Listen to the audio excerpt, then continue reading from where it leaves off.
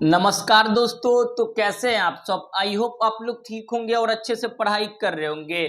तो आज हम बात करने वाले हैं क्लास 12th ज्योग्राफी का जो है ना बाबू आपका 2 तारीख को जो त्रिमासिक परीक्षा चल रहा है 2 तारीख को सेकेंड शिफ्ट में आपका सेम टू सेम यही सब पेपर आने वाले हैं। तो आप लोग क्या करिएगा, ये सभी प्रश्न का जो है ना बाबू आंसर अच्छे से याद कर लीजिएगा। इससे बाहर आपके एग्जाम में कोई एक भी प्रश्न देखने के लिए नहीं मिलेगा। तो आप लोग ये सभी प्रश्न का आंसर अच्छे से याद कर लीजिएगा। तो चलिए आज का जो हमारा पहला प्रश्न है उसको देख लेते हैं। आज का जो हमारा पहला प्रश्न है कि नियम में से कौन प्रतिकर्ष कारक नहीं है। यहाँ पे पूछ रहा है आपसे प्रतिकर्ष कारक, और प्रतिकर्ष कारक कहते किसे ये समझिए। देखिए बाबू आपका प्रवास के 2 कारक होते हैं, एक प्रतिकर्ष कारक दूसरा अपकर्ष कारक। तो पहले प्रतिकर्ष कारक को समझिए। देखिए प्रतिकर्ष कारक उसे कहते हैं आप कोई स्थान पर गए, आपको जो भी चीज वहां का खराब लगा, जैसे मान लीजिए वहां पे जलवायु का व्यवस्था अच्छा नहीं है, वहां पे जो बाबू भूमि है पूरा उबड़ खाबड़ भूमि है, वहां पे शिक्षा का व्यवस्था अच्छा नहीं है, वहां पे देखिएगा बाबू बेरोजगारी है। तो जो भी चीज आपको खराब लगा मारिएगा बाबू आपका प्रतिकर्ष कारक। और आप एक स्थान से किसी दूसरा स्थान पर गए, जो भी चीज आपको अच्छा लगा उसी को कहते हैं हम लोग आपका जो है ना अपकर्ष कारक। तो आप ऑप्शन के अकॉर्डिंग आप लोग देख लीजिए कि क्या है। देखिए ऑप्शन ए में है बाबू शीत मरुस्थल, जाइएगा यहाँ पे मरमुर जाइएगा बाबू, यहाँ तो रहना पसंद ही नहीं करिएगा। पूछ रहा प्रतिकर्ष कारक नहीं है, तो प्रतिकर्ष नहीं है तो भैया अपकर्ष कारक होगा। दूसरा देखिएगा शुष्क और जो है ना बाबू गर्म और शुष्क जलवायु, यहाँ पे रहना पसंद कर सकते हैं आप। थोड़ा बहुत वहाँ गर्म जलवायु है, थोड़ा बहुत क्या है बाबू शुष्क जलवायु है, तो यहाँ पर रहना भी पसंद कर सकते हैं। उर्वर भूमि, जहां पे बाबू भूमि पूरा उबर खाबर हो वहां पे नहीं रह नहीं सकते हैं। उसके बाद देखिएगा अधिक ऊंचाई, क्या पहाड़ पे जाके बसिएगा, कहाँ पे जाके बसिएगा बाबू, पहाड़ पे जाके थोड़े बस जाइएगा, तो अधिक ऊंचाई पे भी जाके बसना नहीं पसंद करेंगे। तो यह तीनों जो है ना बाबू लग रहा है प्रकाश का क्या है प्रतिकर्ष कारक है, लेकिन गर्म और शुष्क जलवायु जो है ये हमारा क्या बाबू अपकर्ष कारक है। यानी ये अच्छा पॉजिटिव पॉइंट है, ये तीनों निगेटिव पॉइंट है। तो आपका आप लोग क्या करिएगा बाबू जो है ना क्वेश्चन नंबर 1 का ऑप्शन नंबर क्या मारिएगा, बी मारिएगा। समझे, हम थोड़ा जल्दी जल्दी में सभी प्रश्न करवा देते हैं क्योंकि बाबू टाइम आपके लिए जो है ना कम से कम समय में आप जो है ना अत्यधिक प्रश्न कर लीजिएगा। सभी प्रश्न आपके एग्जाम में यहीं से आने वाले हैं, तो आप लोग ये सभी प्रश्न का आंसर अच्छे से याद करते चलिएगा। तो चलिए क्वेश्चन नंबर जो है ना आपका 2 को देख ले। तो क्वेश्चन नंबर 2 में है कि आर्थिक क्रियाकलापों की जो है ना संख्या कितनी है। ऑप्शन नंबर ए में है 5, बी में 15, सी में है 20, ऑप्शन नंबर डी में है आपका बताइए जल्दी बाबू 9 है। जल्दी इसका आंसर बताइए। देखिए आर्थिक क्रियाकलापों की संख्या बाबू पहले 3 थी, लेकिन वर्तमान में आर्थिक क्रियाकलापों की संख्या कितनी है, 5 है। तो मारिएगा क्वेश्चन नंबर 2 का option number A, question number 2 का ऑप्शन नंबर ए मारिएगा, क्वेश्चन नंबर 2 का ऑप्शन नंबर ए। तो चलिए क्वेश्चन नंबर जो है ना आपका देखिएगा 3 को देखते हैं। क्वेश्चन नंबर 3 में देखिए बाबू ये प्रश्न जो है ना थोड़ा स्कैन किया हुआ प्रश्न है, तो आप लोग को थोड़ा बहुत कहीं एडजस्ट करना होगा। स्कैन किया हुआ तो थोड़ा धुंधला दिख रहा होगा, तो आप लोग एडजस्ट करिएगा। तो चलिए क्वेश्चन नंबर 3 में है कि नियम में से कौन जो है ना आपका स्थानांतरित कृषि का स्थानीय नाम नहीं है। स्थानांतरण कृषि उसे कहते हैं बाबू जो एक स्थान से किसी दूसरे स्थान पे जा जाके करना, उसी को स्थानांतरण कृषि कहते हैं।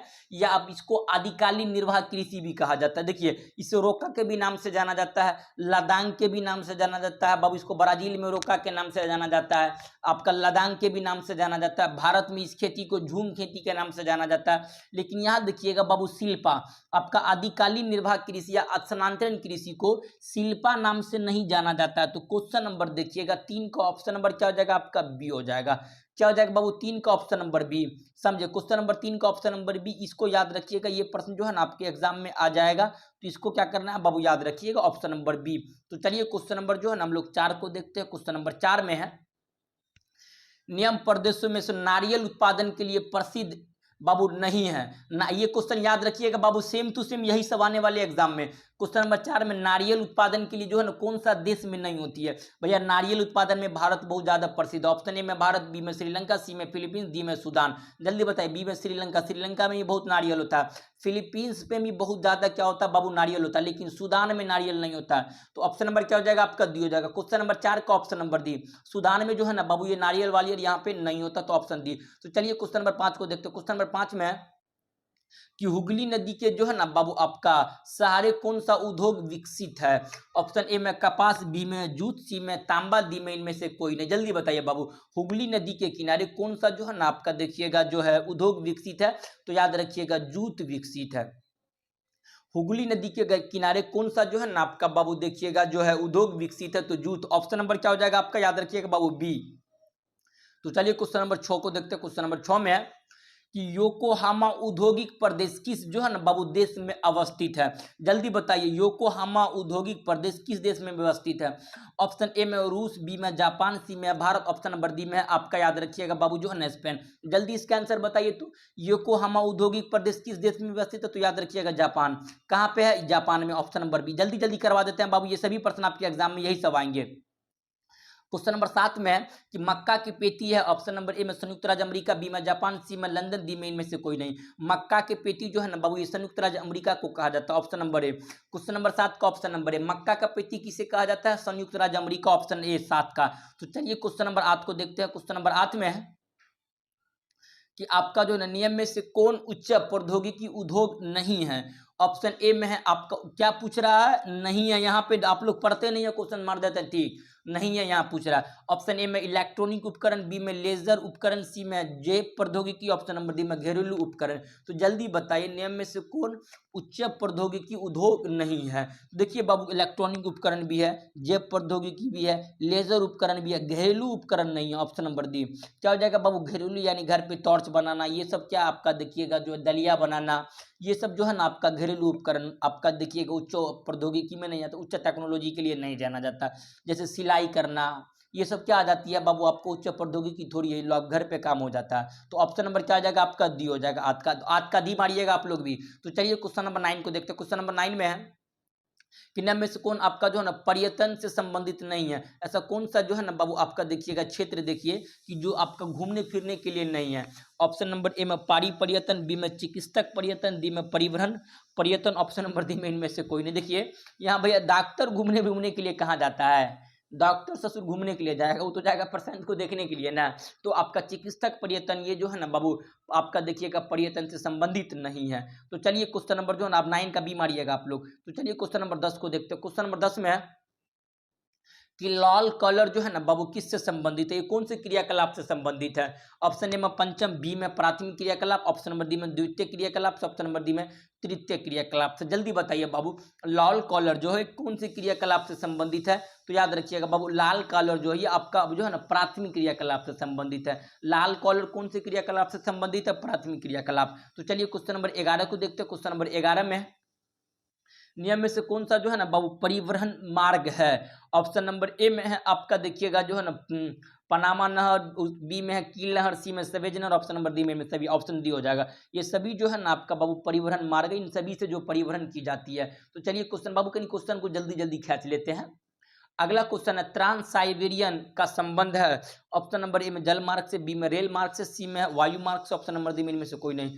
ट्रांस साइबेरियन का संबंध है बाबू, याद रखिएगा ये जो है रेल मार्ग से। किससे संबंधित है, ट्रांस साइबेरिया का संबंध कौन चीज है, रेल मार्ग से। तो चलिए क्वेश्चन नंबर 13 को देखते हैं। क्वेश्चन नंबर 13 में है कि दोवर पतन है। ऑप्शन ए में है आपका दोवर पतन जो है ना पैकेट पतन है, बी में तेल पतन, सी में सवारी पतन, ऑप्शन डी में इनमें से कोई नहीं। दोवर पतन जो है बाबू एक प्रकार के पैकेट पतन है। दोवर पतन क्या एक प्रकार के पैकेट पतन है। क्वेश्चन नंबर 13 का ऑप्शन ए। तो चलिए क्वेश्चन नंबर 14 को देखते हैं। क्वेश्चन नंबर 14 में है वृत्ताकार जो है ना आपका प्रतिरूप पाया जाता है। ऑप्शन ए में झील के सहारे, बी में नदी के सहारे, ऑप्शन सी में तट के सहारे, ऑप्शन डी में इनमें से कोई नहीं। वृत्ताकार जो है ना बाबू बस्ती का प्रतिरूप पाया जाता है, तो याद रखिएगा ये झील के सहारे। वृत्त का मतलब समझते हैं ना बाबू, आपका देखिएगा आप तो पढ़ के अभी किए हैं वृत्त, तो वृत्त का आकार जो है ना बाबू झील के सहारे पाई जाती है। तो चलिए क्वेश्चन नंबर 15 को देखते हैं। क्वेश्चन नंबर 15 में है घरावली मनी बस्ती कहाँ पे है। ऑप्शन ए में दिल्ली में, बी में बॉम्बे, सी में लंदन, ऑप्शन नंबर डी में चेन्नई। तो धरावली मनी बस्ती याद रखिएगा बाबू ये बॉम्बे में, कहाँ पे है, Bombay, option number B. Option B मारिएगा बाबू। तो चलिए क्वेश्चन नंबर आपका देखिएगा 16 को देखते हैं। क्वेश्चन नंबर 16 में है नियम में से कौन सा जुड़वा नगर है।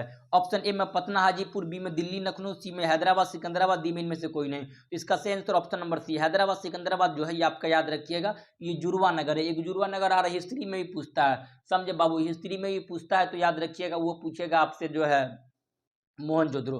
क्या पूछेगा, मोहनजोदड़ो और हड़प्पा दे देगा तो पूछेगा ये दोनों जुड़वा नगर है, तो ऑप्शन सी हो जाएगा। तो चलिए क्वेश्चन नंबर आपका देखिएगा जो है 7 को देखते हैं क्वेश्चन नंबर 7 में, नियम में से कौन जन आपका औद्योगिक नगर है? ऑप्शन नंबर ए में बोधगया, बी में वाराणसी, सी में जमशेदपुर, डी में इनमें से कोई नहीं। देखिए बाबू औद्योगिक नगर ये आपका जमशेदपुर कोयला उत्पादन के लिए बहुत ज्यादा क्या है बाबू प्रसिद्ध है, तो ऑप्शन सी। तो चलिए क्वेश्चन नंबर आपका देखिएगा बाबू जो है ना 18 को देखते हैं, क्वेश्चन नंबर 18 में कि भारत में जनगणना का महान विभाजन वर्ष रहा है। जो भारत में बाबू जनगणना का सबसे महान विभाजन वर्ष याद रखिएगा 1921। कब है बाबू? 1921 में देखिएगा। तो महान क्या था आपका? विभाजन वर्ष था। लेकिन आपसे पूछेगा भारत में प्रथम जनगणना, तो याद रखिएगा वो आपका जो है 1872 में, लेकिन अच्छा तरह से जनगणना 1881 में हुआ था, आपको पता ही है। तो चलिए इसका ऑप्शन ए बाबू 18 का मारिएगा आप लोग ऑप्शन ए। तो चलिए क्वेश्चन नंबर जो है ना आपका 19 को देखते हैं। क्वेश्चन नंबर 19 में कि मिलियन सिटी क्या आबादी, भैया मिलियन सिटी 10 लाख से अधिक जनसंख्या को मिलियन सिटी कहते हैं। मिलियन किसे कहते हैं? 10 लाख के अधिक जनसंख्या को। ऑप्शन नंबर ए हो जाएगा, सॉरी सी हो जाएगा। मिलियन सिटी 10 लाख से अधिक जनसंख्या को मिलियन सिटी कहते हैं। इतना तो आप लोग को पता ही है यार। ऑप्शन ए में पटना क्या है? बी ऑप्शन ए में खनन नगर, बी में औद्योगिक नगर, सी में राजधानी नगर, डी में इनमें से कोई नहीं। तो पटना जो है बाबू एक राजधानी नगर है। क्या बिहार की राजधानी कहाँ? पटना है। कि बाबू जल्दी जल्दी क्वेश्चन खींचते हैं कि ताकि आपको जो है ना कम से कम समय में जल्दी जल्दी प्रश्न कर लीजिएगा। ऑप्शन बी में है तमिलनाडु में भाषा संबंधित है, बी में तमिली, बी में केरल, सी में आपका जो है ना बिहार में, ऑप्शन नंबर डी में उड़ीसा। तो तमिलनाडु में तमिल भाषा तमिलनाडु में बोली जाती है, ऑप्शन ए हो जाएगा। चलिए अगला देखिए, ये सब प्रश्न है बाबू, तो हल्के में उड़ाइएगा आप लोग। चलिए 32 को देखते हैं। क्वेश्चन नंबर 32 में भारत में जो है ना आपका सबसे विरलतम जनसंख्या वाला राज्य कौन सा? बिहार, ऑप्शन बी में अरुणाचल प्रदेश, सी में उड़ीसा, डी में गोवा। तो भारत में विरलतम जनसंख्या वाला राज्य कौन सा है? तो अरुणाचल प्रदेश। ऑप्शन नंबर क्या हो जाएगा बाबू? बी हो जाएगा। तो चलिए क्वेश्चन नंबर आपका 23 को देखते हैं। क्वेश्चन नंबर 23 में कि 2011 के जनगणना के अनुसार भारत की लिंगानुपात कितना है? तो याद रखिएगा बाबू ऑप्शन ए में 643, बी में 943, सी में आपका 1054, डी में आपका देखिएगा जो है ना 525। तो 2011 के जनगणना के अनुसार भारत की जो है ना कुल लिंगानुपात कितना है? तो 943 है। कितना है बाबू? 943, ऑप्शन नंबर बी। तो चलिए क्वेश्चन नंबर 44 को देख लेते, 24 को देखते। क्वेश्चन नंबर 24 में नियम में से कौन आर्थिक क्रियाकलाप का सूचक नहीं है? ऑप्शन ए में उत्पादन, बी में है रोजगार, सी में है आपका आई, ऑप्शन नंबर डी में सार्थकता। देखिए बाबू यहाँ पे बहुत डिफिकल्ट प्रश्न है, आपसे पूछ रहा है कि आर्थिक क्रियाकलाप का सूचक नहीं है वैसा क्रियाकलाप जिससे आपको पैसा नहीं मिलता है शुरू में। देखिए बाबू कोई चीज का उत्पादन करिएगा तो आपको पैसा मिलेगा, आप कहीं पे जाके रोजगार करिएगा, काम करिएगा तो पैसा मिलेगा। आय का मतलब होता है पैसा, समझे। यहाँ पे सार्थकता, सार्थकता पे जो है ना बाबू ये तो आपका मानसिक न बढ़ेगा, क्या बढ़ेगा बाबू? ये आपका मानसिक बढ़ेगा, समझे। और इसके बाद जो है ना आपका देखिएगा अच्छा पढ़ाई लिखाई करके उसके बाद आपको क्या होगा? पैसा बढ़ेगा। तो ऑप्शन डी सही हो जाएगा बाबू, ऑप्शन की अकॉर्डिंग करिएगा सही।